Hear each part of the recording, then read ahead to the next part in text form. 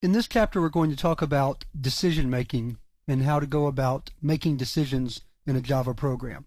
Decision making is important because a program has to be able to make a choice between different values and determine what type of processing to do based on a comparison of different values.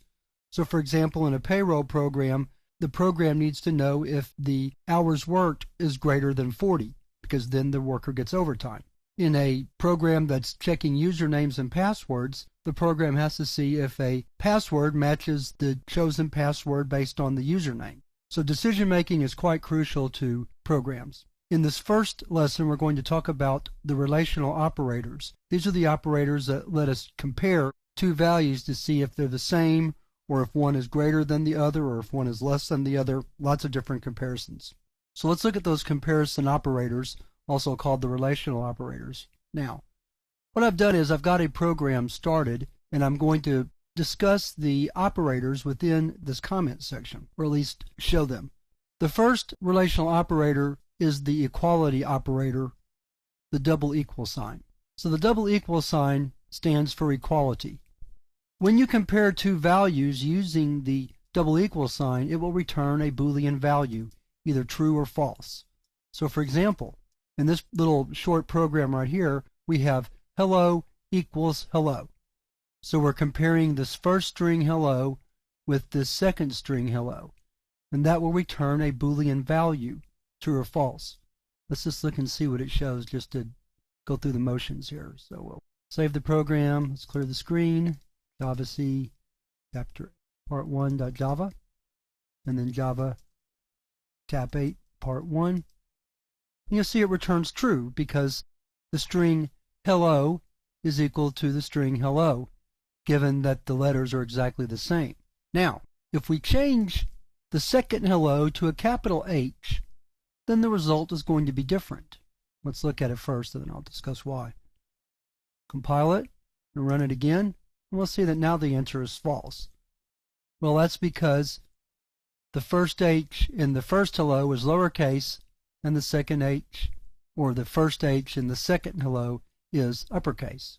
When Java is making comparisons between strings, it looks at the ASCII value of each letter. So the ASCII value of lowercase h is not the same as the ASCII value of the uppercase h, and that's why you have that discrepancy. And of course, we can also perform the same task with numbers. I'll just write one out real quick. 2 equals 2. I won't run this. You can guess what's going to happen there. The next relational operator that we're going to discuss is the greater than sign.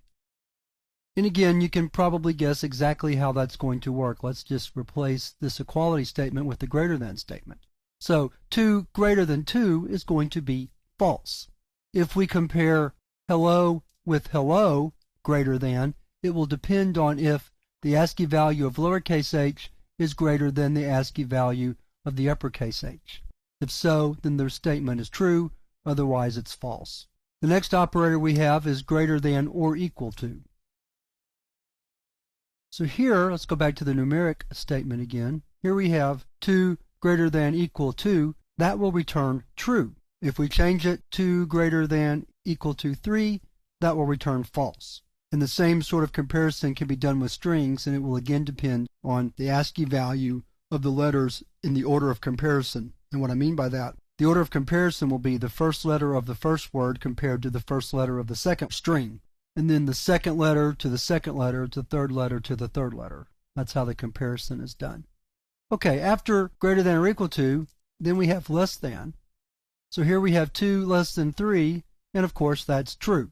Whereas if we reversed it and said 3 less than 2, it would be false. You can imagine how the less than works. And then we have less than or equal to. I forgot to caption it there, so let me go back up and put a caption there. And here we have less than or equal to. And again here, if we said 2 is less than or equal to 3, that would be true. But if we turned around and said 3 is less than or equal to 2, that again would be false, because 3 is not less than or is it equal to. The last relational operator is not equal to. Let's go back and look at our strings again. Hello not equal to hello would return true, since the h in the second string is uppercase and the h in the first string is lowercase. We can always do these comparisons with variables because the values of the variables are what are compared. So if I had, for example, let's look at a simple example. String password equals password. And then I had another string, my password equals, and then we compared these two. That comparison would be true because these two variables do not contain the same values. They differ by one letter. So the ASCII comparison would return false. So that's an overview of the relational operators that we'll use in making decisions in Java. As we get into the decision-making statement, the if statement, we'll see a lot more use of the relational operators, and you'll have a better chance to work with them and get used to how they operate. When we have an expression such as password not equal to my password, that's considered a relational expression. And for some situations, a single relational expression will do and is all you need to make a decision. But sometimes you're going to need to combine more than one relational expression, two or more. And in that case, you're going to need another operator to do that comparison, and those are called the logical operators, and we're going to talk about those in the next lesson.